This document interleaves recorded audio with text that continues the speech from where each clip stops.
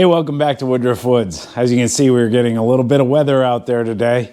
We've got some freezing rain, some sleet, those types of things. So I'm here in the garage, and you might recall, probably about a month ago, I did a video where I was having a whole bunch of things break on me. My Mingo marker broke, my wood splitter was giving me trouble. Well, Mingo marker's back up and running. The company sent me another piece. I had to unscrew it, screw it back together. It was pretty simple. I think it was 6 or 8 screws. And we're back up and running with that.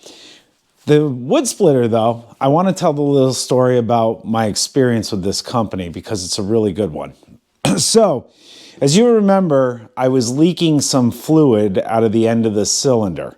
And it's where, most likely where the lathe had put a divot in it to hold it as it turned, and it was leaking out of there, and it's become a little bit worse. So I called the company, and he said, well, send me a serial number. So I did, and he said, well, he goes, I really can't tell you when you bought it. He says, but I can tell you it was made more than 3 years ago. And he said, our warranty's for 3 years. And I said, you know, roughly what's this going to cost me? He said, well, with shipping, he said, you're between $700 and $800. Which point I would have had to make a decision about this splitter. But he said, look, he says, I don't know when you bought it. It's so close.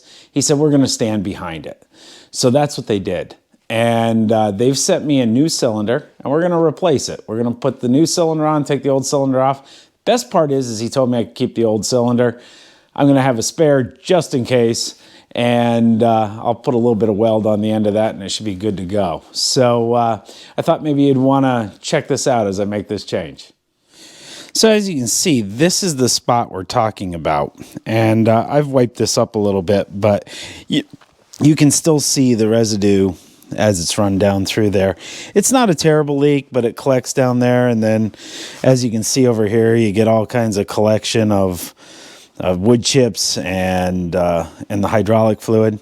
So this looks like a pretty straightforward deal. We're going to have to remove this. We're going to have to remove this. And then probably have to remove the wedge here. So I think it's just going to be a pretty straightforward deal. But every time I say that, I'm wrong. So we're going to get started here. I'll get the new cylinder. We'll take a look at that. And we'll see if this is going to turn out to be a big job or a little job. So you can see we got little caps on here. So we are going to have to take this apart the way I thought. I'll walk over here and show you. So both this elbow and this line is going to have to come off. Obviously I can't spin this out without taking the line off first. And then we got this one, which should just back off. I'm hopeful that that's all it does. And obviously this is pretty simple, and this is pretty simple. This shouldn't be too bad at all. So what I've done, I've retracted the cylinder completely, and that should have moved as much of the oil out of this end as possible. I think I'm going to take this end off first. I thought about standing this up vertical, but I think I'm going to try it this way. I'm not really sure why. I just think, you know, I might have a better chance of catching the fluid. But you know, we know one thing. It's going to fall to the ground because of gravity. And why do we know that? Tell him, Alfred. Science! So Alfred's going to be making appearances here once in a while when we're talking about scientific things. His real name is Greg, but he looks strangely like Einstein, don't you think? So we're going to call him Alfred Einstein. Hopefully that won't violate any copyrights or anything like that. So we'll have a little fun with that. Anyway, I'm going to grab a wrench. I just checked. These are bigger than 1 1/4, which is the biggest wrench I have, but I do have an adjustable that goes larger than that. So hopefully that'll be big enough.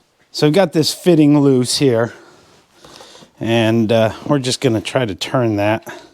See if anything comes out. I'm sure it will. I'm going to have to grab a wrench.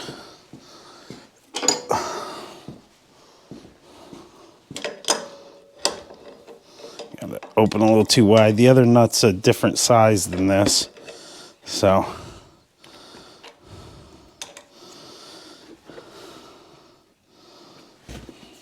doesn't seem to want to come. There's a little trick for you.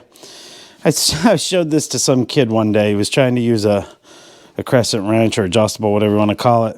And this is the side you pull from. So if you're going this way, you want that to pull up like that. Gives you a little bit more leverage. He would have thought I showed him a great magic trick.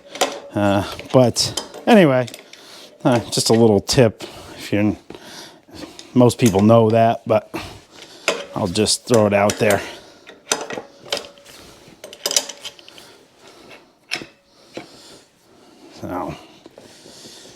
So I'm not sure what I'm getting into here.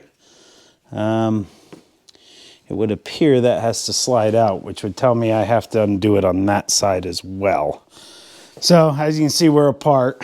I ended up taking this fitting off, and then this was able to pull out. So now all I have to do is take off this elbow. I think my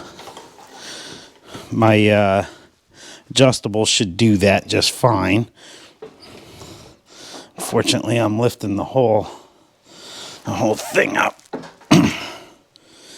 And I'm trying to see if we have a different thread on here.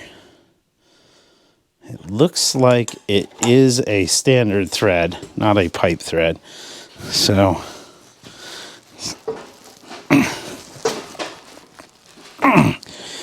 well, I might have to try a different wrench. Need a little more leverage. Because why, Alfred? Science! So I was able to get that off. I had to use a pipe wrench to get it going, and then it spun right out. Actually looks like they used pipe dope on that, which I'm not really sure why. I wouldn't think that with the pressure in that thing, that pipe dope would do anything, but I may just wrap it a little bit just to be sure. So I'm going to put that on the other one and pop these little clips off the end, and I might have to get someone up here to help me lift this off. Weighs about 115 pounds.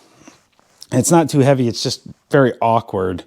So maybe just easier to have someone help until I can, get it positioned right, get the pin in. From that point forward, I can handle it myself. Hey, so we got this all back together. It really wasn't that bad. I might have had an hour in this, give or take. It's gotten dark out, so I didn't get a chance to really try it. I did start it in here. I won't bore you with that deafening noise. Let me grab you off the tripod here. And so that's our new cylinder in place. I did use a little pipe dope here. It was there before. It's kind of odd, though. I don't see it up here. So I'm not sure why it has it there, but it does appear a little bit there. So I'm really not sure. I'm no hydraulic expert, but got it all back together. I did do it alone. If you have to change one of these cylinders, strongly recommend someone else be there with you.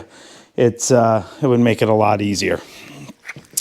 115 pounds heavier than it used to be. All relative.